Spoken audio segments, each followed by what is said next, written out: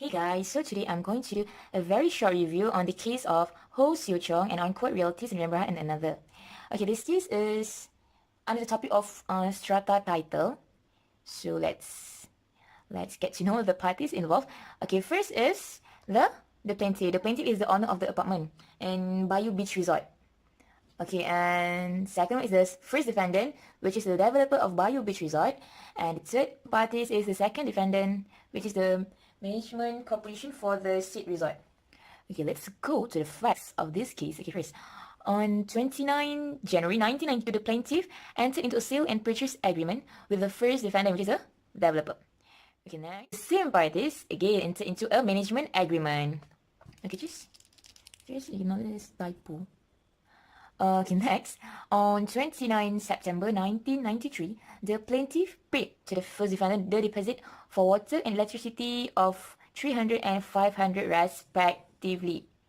Okay, and according to the sale and purchase and management agreement, the plaintiff was required to pay maintenance fee. Okay, the maintenance fee has been fixed by the management of the resort. Okay, at first, the maintenance fee is RM 16 cents. But later on, 29 September 1994, a year later, the first defendant, the developer, informed the plaintiff that maintenance fee would be revised from 16 cents to 21 cents with effect from 18 August 1994.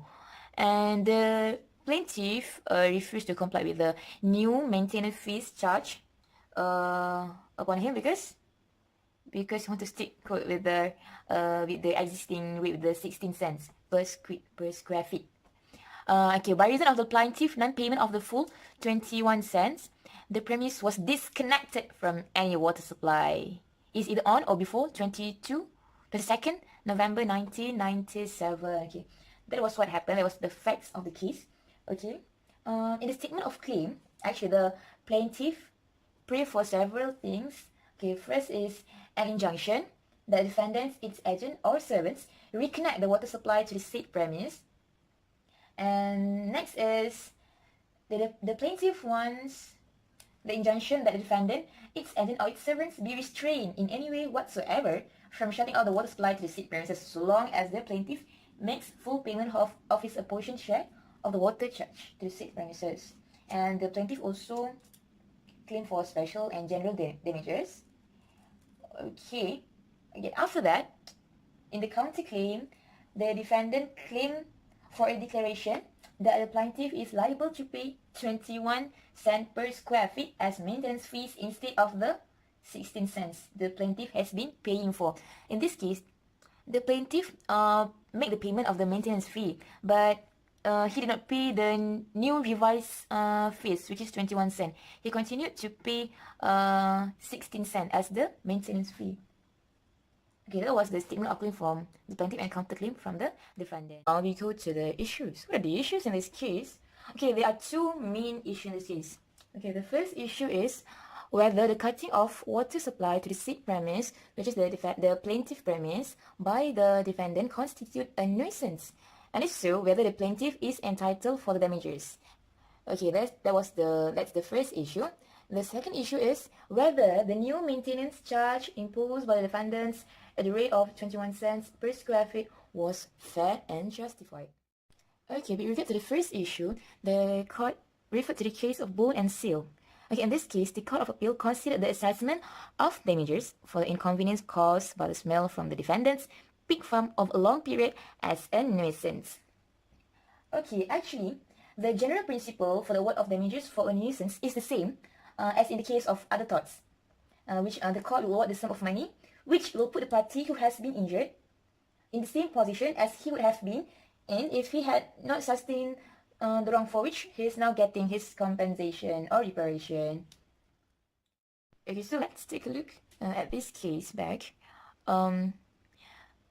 It is a fact that the plaintiff was deprived of water supply for the period from 22nd November 1997 to 13 February 1998 due to the act of the second defendant, which then amounts to the second defendant interfering with the enjoyment of the said premises by the plaintiff. Therefore, the second defendant's act in cutting off the water supply to the said premises constitute a nuisance. So there is indeed a nuisance when the second defendant cut or disconnected the water supply to the plaintiff premises.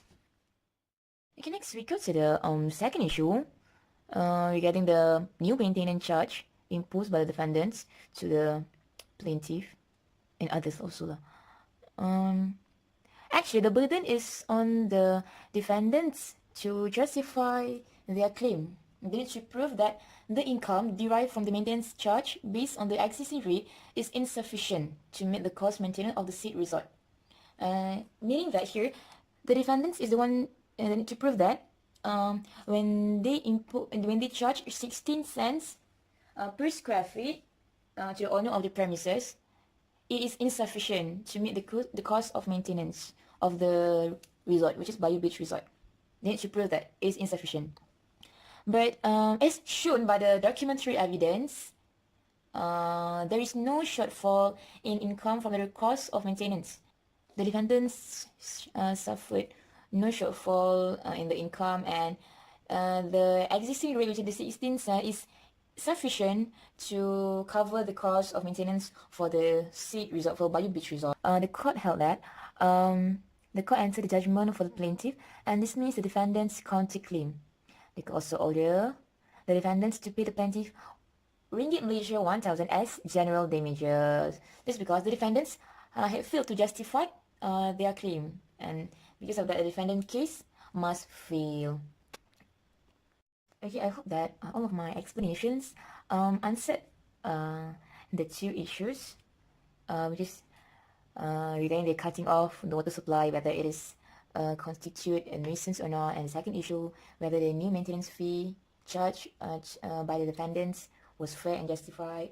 Okay, for the first issue, the answer is yes, it is indeed a nuisance when the defendants cutting or disconnect the water supply to the plaintiff premises. And for the second issue, the new maintenance charge by the defendants was not fair and justified, as the existing rate is indeed sufficient to cover the cost of maintenance of the said resort.